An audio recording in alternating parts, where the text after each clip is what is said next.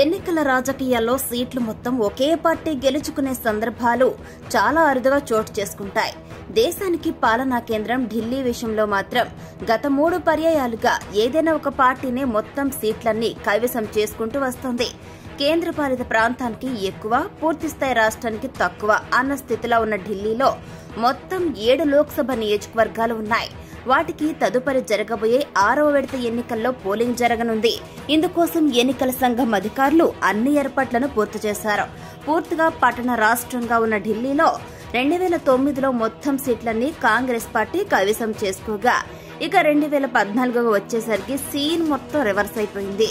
ఆ ఎన్నికల్లో 46.40% ఓట్లు సాధించిన బీజేపీ ఢిల్లీలోని 7 సీట్లు గెలుచుకుంది. 2019లో మరొకసారి అన్ని సీట్లను గెలుచుకుని తన పాత రికార్డును సమం చేసుకుంది.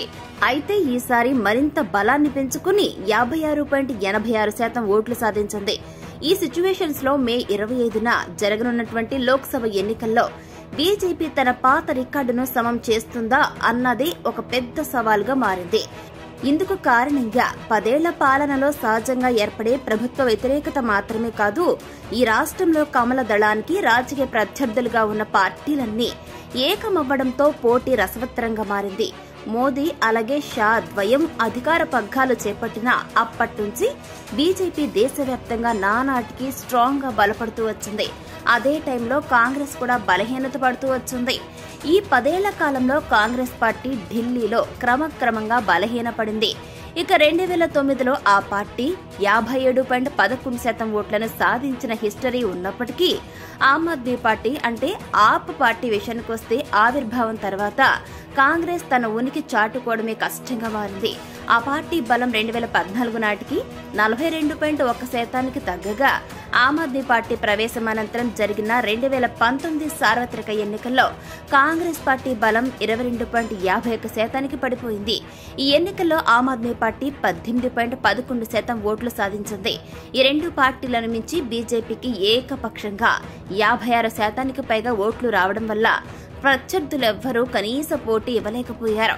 గత సార్వత్రిక ఎన్నికల్లో గనక మనం చూసుకున్నట్లయితే 5 చోట్ల కాంగ్రెస్ ద్వితీయ స్థానంలో నిలవగా, 2 చోట్ల ఆప్, నార్త్ వెస్ట్ ఢిల్లీ, సౌత్ ఢిల్లీలో రన్నరప్ గా నిలిచింది.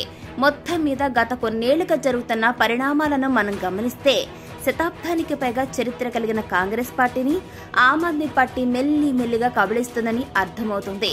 ఇక ఢిల్లీ, పంజాబ్ రాష్ట్రాల్లో కాంగ్రెస్ చేతి నుంచి అధికారాన్ని ఆమ్ ఆద్మీ పార్టీ హస్తగతం చేసుకుంది.